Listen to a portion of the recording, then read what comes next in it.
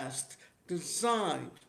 Okay, looks like we just went live. So, let's start over. Welcome to Live Without Limits. Your breakthrough starts here. The podcast designed to help you unlock your potential, overcome obstacles, and create the life and success you deserve. I'm your host, Davida Shensky, career and personal development strategist, and each week we'll explore powerful insights, practical strategies, and inspiring stories that will empower you to grow personally, professionally, and financially. Whether you're looking to build confidence, strengthen your mindset, launch a business, improve your relationships, or simply become the best version of yourself, you're in the right place because no matter where you've been or what challenges you faced, your breakthrough starts right here. So let's get started and discuss how to live without limits. And today's episode is titled Mood Follows Action. Don't wait for it, make it happen.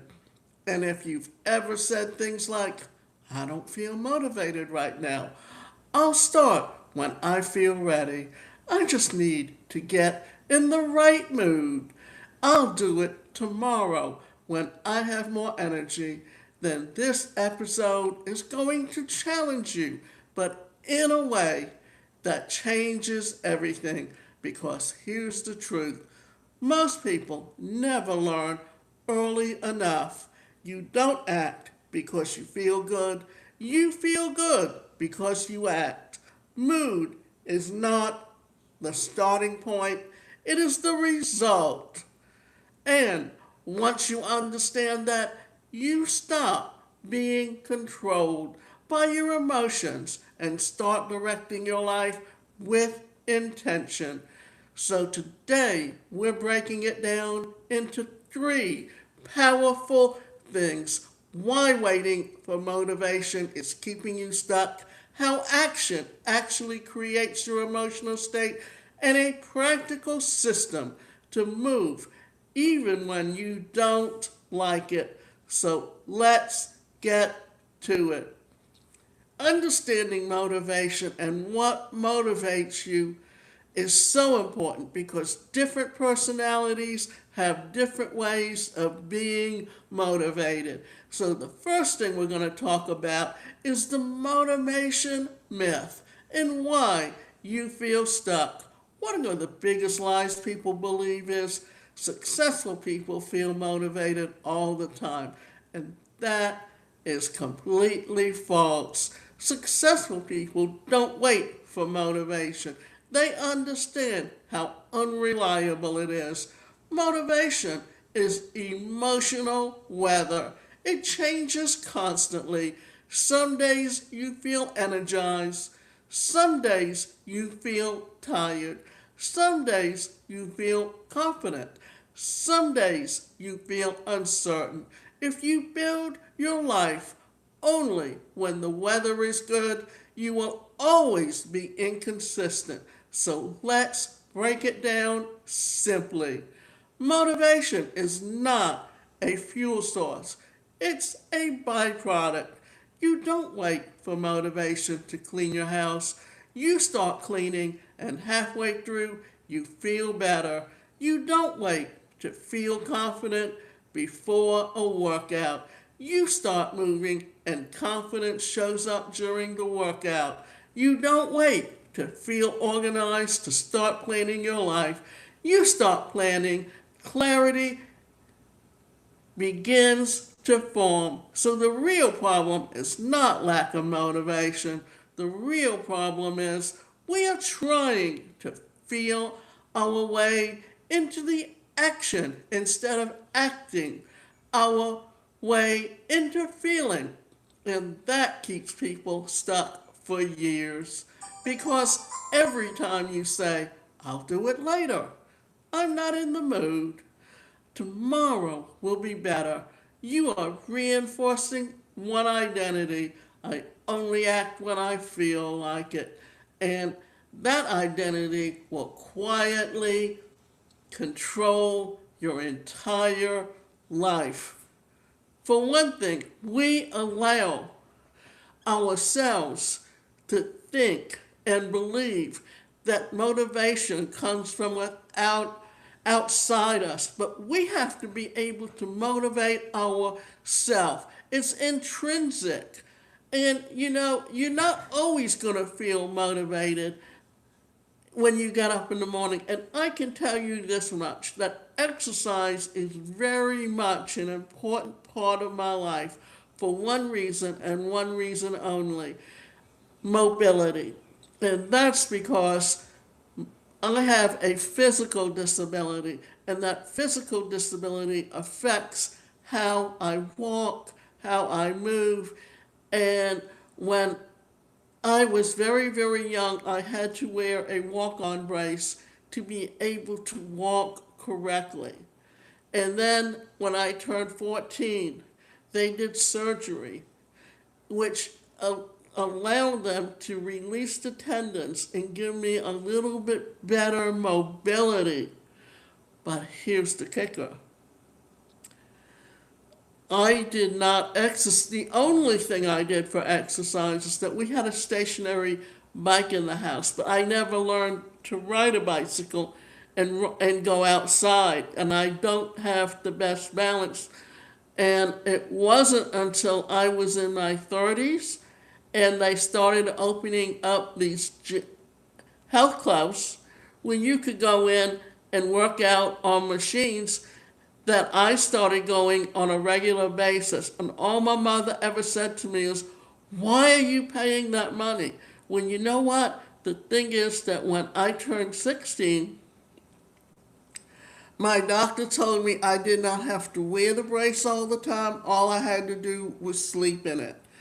And that was important to me because I was a child during an era when there were no laws that guaranteed people with disabilities the right to an education or the right to employment. And so what happened? My society did not recognize the disability community. My family acted in the same way. All my mother wanted to do was use it as a way to keep me from being the person I was truly meant to be and to keep me dependent on her. And so then what happened? Once I started exercising and taking care of myself and living on my own, my mother tried to constantly belittle me and tell me, "Why are you spending the money? Why are you doing that?" But the difference was that I was able to keep off the walk-on brace for 50 years. And as I got older and I couldn't catch my balance as often, then it became important to me to do what was right. And that meant if I had to put it back on, that allowed me to be able to walk better and not fall as much, because as you age, your balance does not stay the same as when you're younger. And for many years, because I exercised, it was easy for me to catch my balance when my foot would catch on the floor or on any kind of rubber and would stick.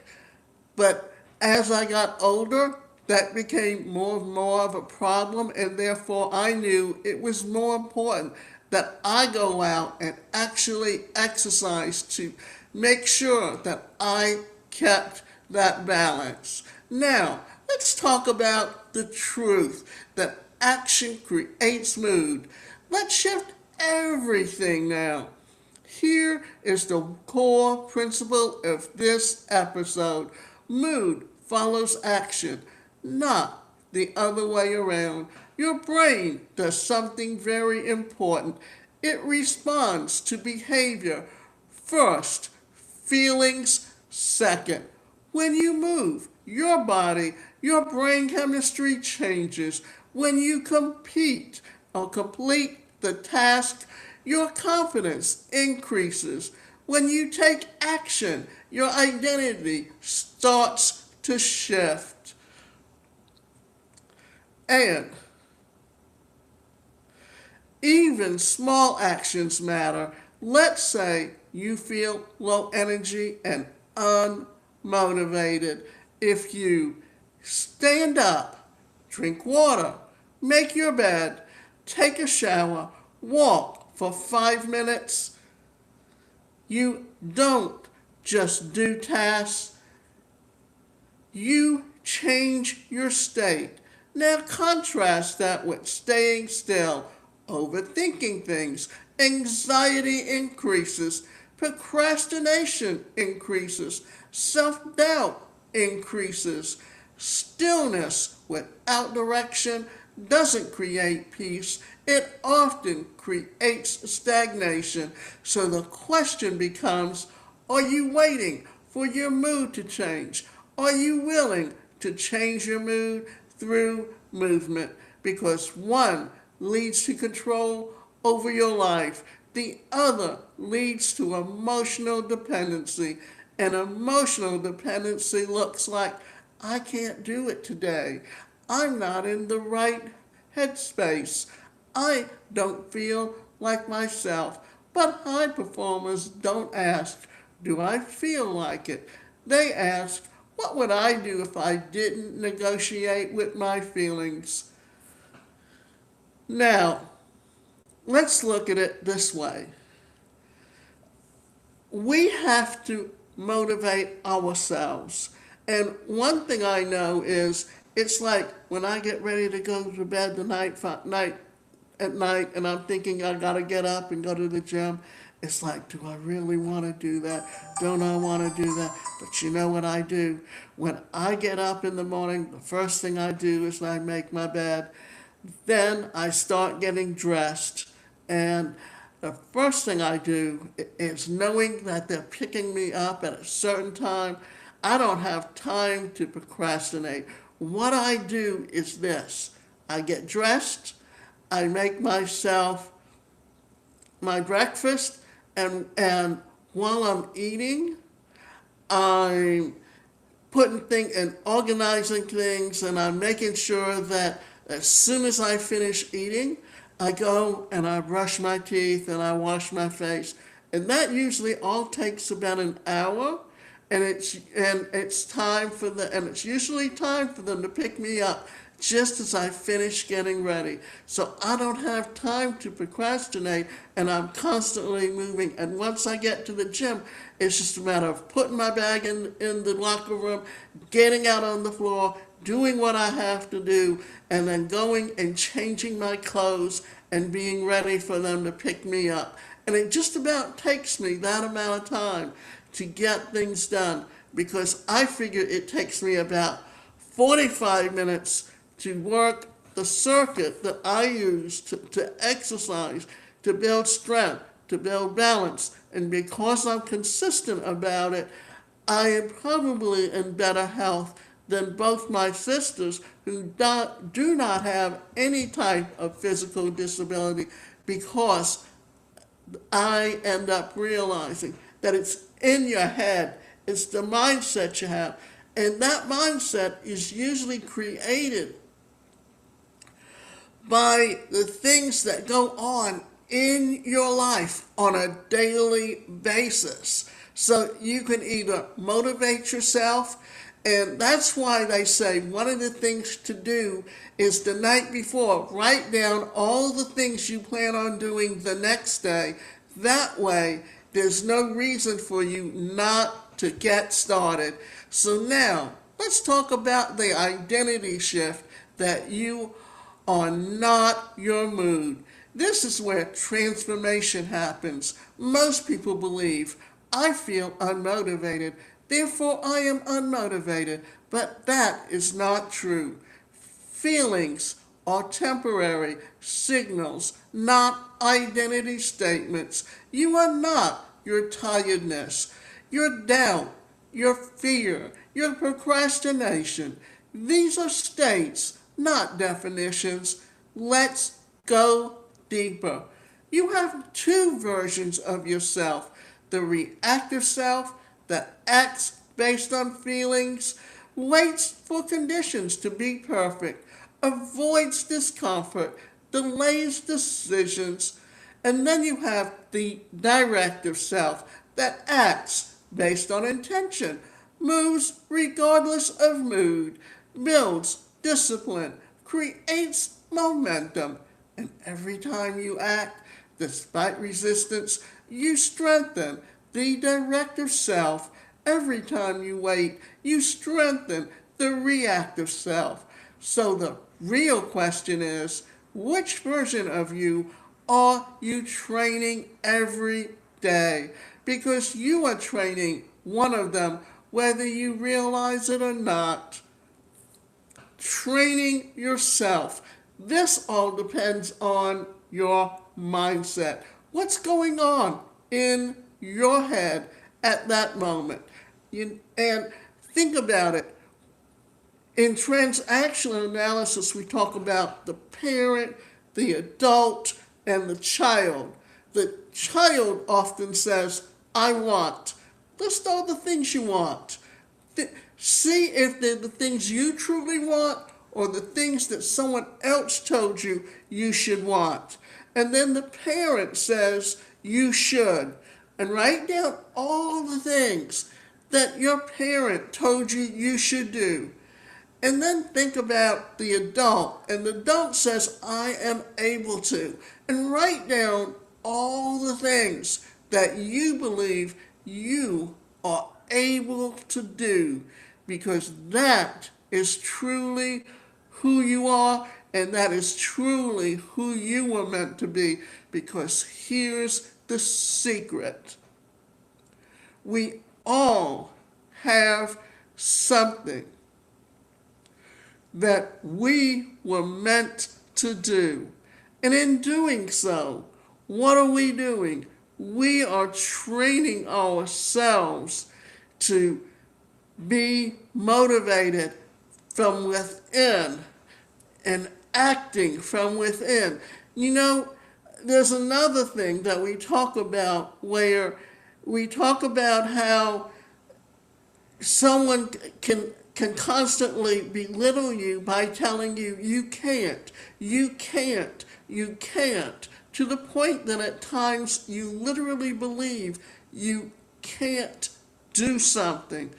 And then that also, what that does is once you set the goal for yourself and you start working on it, what happens? Well, then you literally put the brakes on because you are afraid or fear that you will fail. And that failure is put in your head by someone else. Or it may have been something that you experienced at one time, but instead of looking at it as a learning experience, you took it as something as the meaning to stop trying, or someone told you to stop trying. Therefore, you have to begin to understand and accept where you're coming from, why you react that way, and how you can change it. Now, let's talk about the momentum effect. Why small action changes everything. Momentum is one of the most powerful forces in human behavior. Think of it like this. A stopped object requires the most energy to move, but once it starts moving, it becomes easier to continue. Your life works the same way. The hardest part is not doing the whole task. The hardest part is starting. Once you start, your brain shifts into execution mode. Resistance lowers. Focus increases. Energy often rises. This is why people often say, I didn't feel like doing it, but once I started, I was fine. This is not coincidence. This is neuroscience. So here is a powerful rule. Never trust your feelings at the starting line. Your feelings at the beginning are often the most misleading. They are shaped by comfort bias, fear of effort, desire to ease, but your future self is built in motion, not in hesitation. So even the smallest action matters. So 2 minutes of work puts you, and here's something that you can do for 2 minutes. One email, one page, one call, one stretch, one decision. Because small actions don't just complete tasks, they break resistance. And breaking resistance can help you put yourself exactly where you want to be.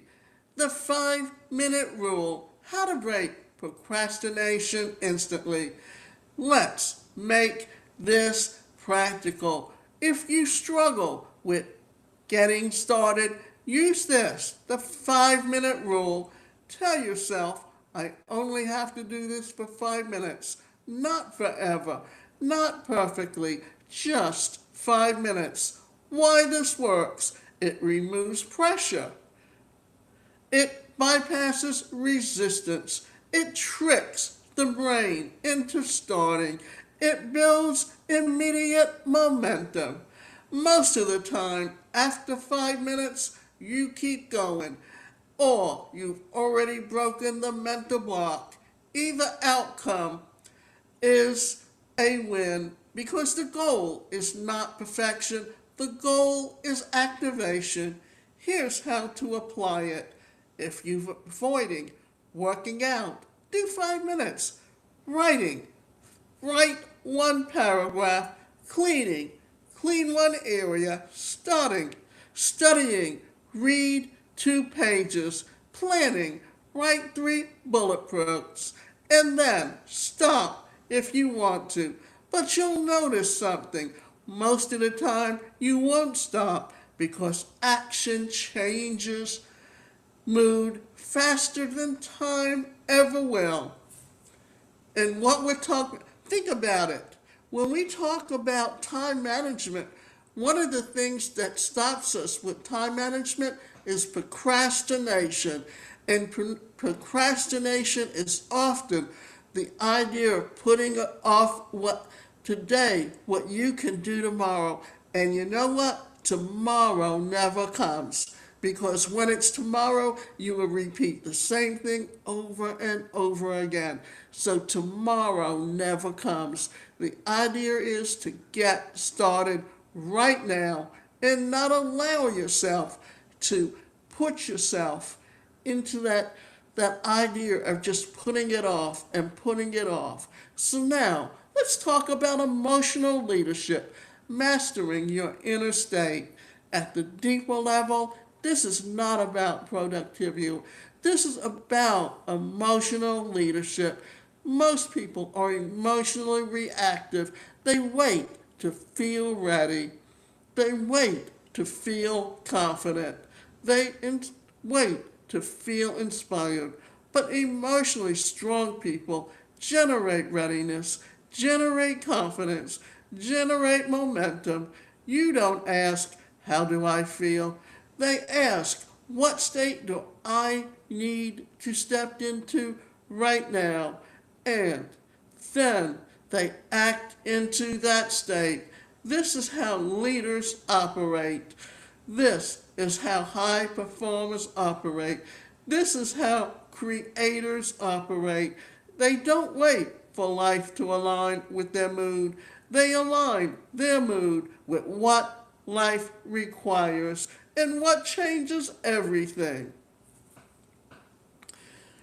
So, here we are talking about how we motivate ourselves. And the next thing we want to talk about is what stops people from hidden resistance. Let's be honest about what actually stops people. It's not laziness. It's fear of failing, fear of not doing it perfectly, fear of discomfort, fear of judgment. overthinking everything. So instead of acting, people delay. But here's the irony: delaying doesn't remove fear, it amplifies it, because now you don't just have the task, you have guilt, pressure, anxiety, mental buildup. Action clears that emotional noise, inaction multiplies it. So every time you act, you are not just getting things done, you are cleaning your mental space.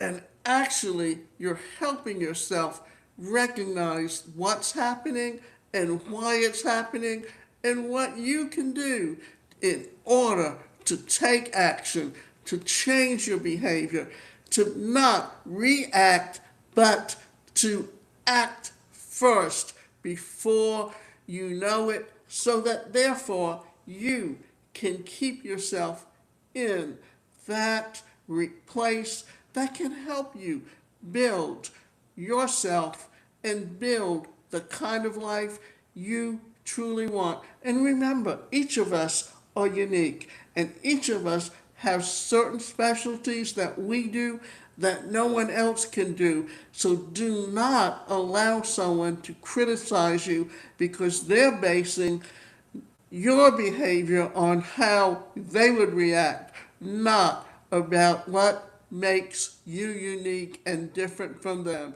So let's talk about building the action first lifestyle.